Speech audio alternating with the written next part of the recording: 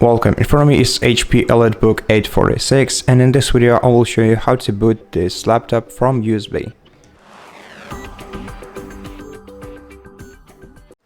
Now, first of all, make sure that your device is switched off, and the second thing, make sure that you inserted the USB flash drive into your computer. And then to enter the boot mode, you're gonna have to press the power button to turn your device on and repeatedly press F9 button afterwards. Wait until you see the boot menu on your screen or the notification about entering boot menu in the bottom left corner of the screen.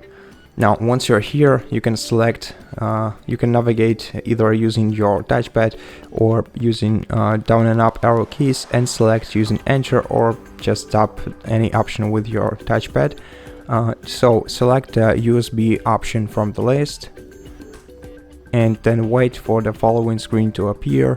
In my case, it's gonna be a Windows 11 installation screen. In your case, it might be something else, but basically that's how you do it. Right now, you just have to wait until the screen appears on your laptop. And as you can see, everything worked well. So now I'm gonna exit this menu by pressing the X icon and selecting yes, and then the laptop will restart normally.